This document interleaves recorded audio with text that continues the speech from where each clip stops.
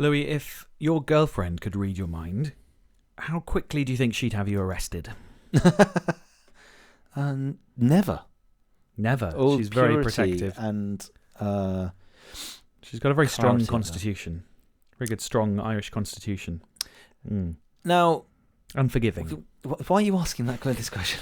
Well, because the song is called If You Could Read My Mind. Oh, right. You thought that was a random... Yeah, I No. didn't get the connection. You haven't been listening to the lyrics again, have you, Louis? I just don't automatically listen to the lyrics. It's yeah, we've discussed this before. I sort of assume they're gobbledygook, but now a couple of things. Yeah. Right. Was this sounded hippie? Is this like a hippie tune from the hippie era? Hippie tune from the hippie era. Yeah. Well, it's folk pop. Folk pop From 1970. There you go. Yeah, that sort of...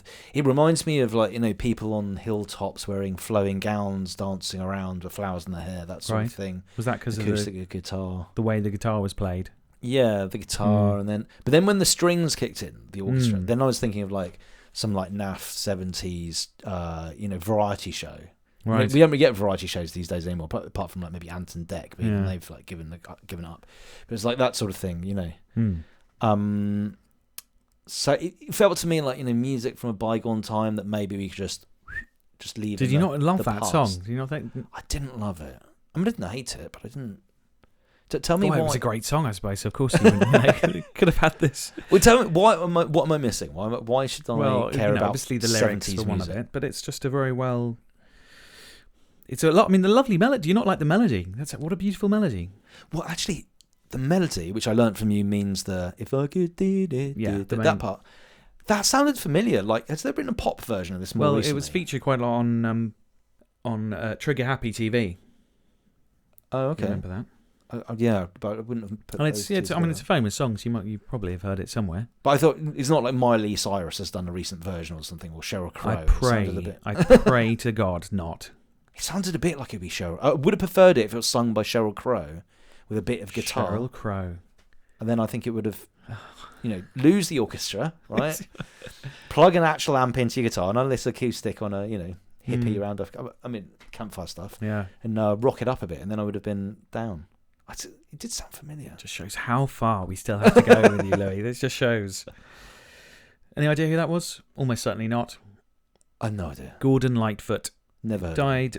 No surprise he's got Lightfoot. What a hippie name.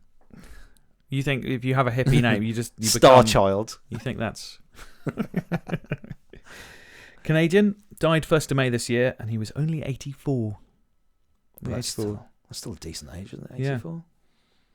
I mean, I think you'd like him because his biographer said of him, his name is synonymous with timeless songs about trains, shipwrecks, rivers and highways, lovers and loneliness. So a lot to relate to for you there, Louis. Are you implying I'm a train spotter and lonely? Well, I'm telling you. It's not implying, it's a facts. Yeah. And that song was written in reflection upon fans, one of his disintegrating marriages. He was married 3 times.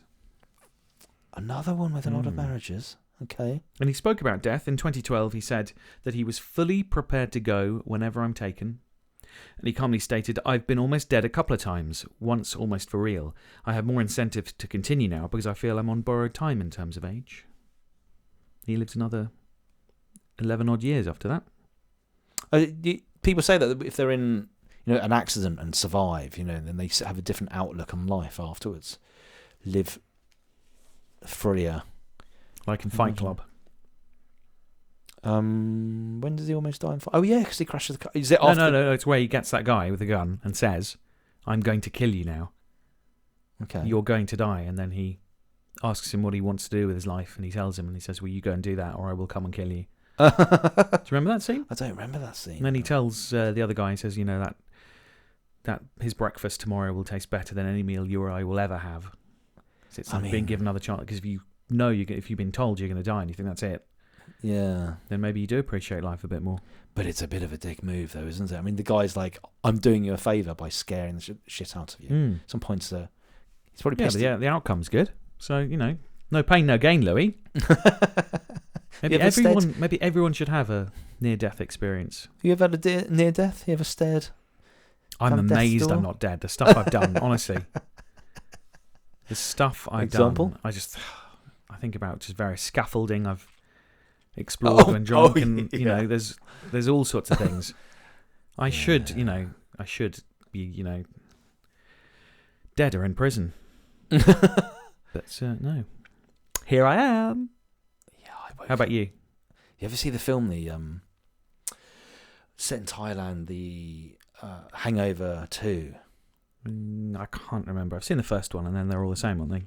Pretty much. People they just wake up a hangover, can't remember the night Yeah. before. I've had that in Thailand and just woken up and In Thailand? Yeah. Oh, Louis. Oh, Louis. I hope somewhere out there is photos and videos.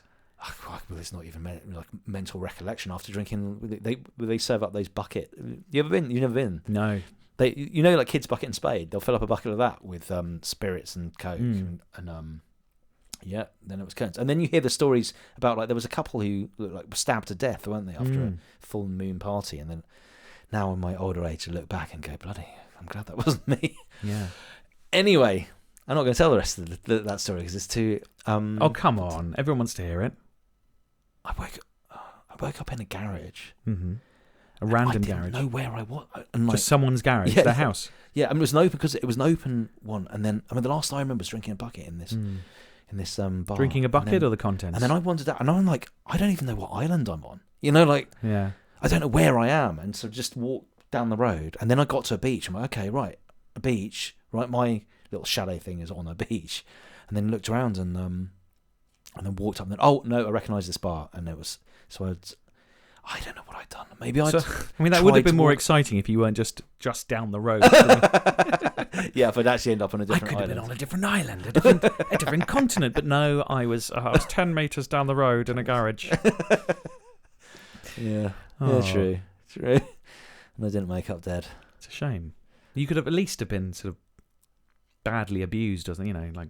Then that would have been a great story. But I wonder whether, did some kindly soul, local Thai person said, look, you can't come to the house because you puke up, but you can sleep here. Or did I just walk home, couldn't find it, so decided I'd just sleep under this? Who knows? The stupid things we do when we're young. Yeah. Well, at least you made it. Made it back. I'm not sure the next breakfast was the best breakfast of my life. I just felt a bit hungover and... I don't think it's quite the near-death experience, is it? It's not what he talked about. Okay, right. No. I've got another death quote here for you. This one is from Mick Jagger. Okay. And you know who that is, don't you? He is in the Rolling Stones. There Just we checking your go. eyes, not There we Aerosmith. go. I learned something. Yep. He said, I'd rather be dead than singing Satisfaction when I'm 45. But surely he sings that still now, doesn't he? Don't they do reunion tours? Yes, he does, Louis. Yep. Crazy, eh? Crazy. Well, yeah, but I mean, when you're young, you are stupid, aren't you? There's that thing about the 27 Club, all the people who died at 27. And when you're young, you think that's a good idea. And when you've got older, you're like, no, that's a terrible idea. Yeah, I want a lot more life. Yeah, there's a lot of life to be had. Yeah.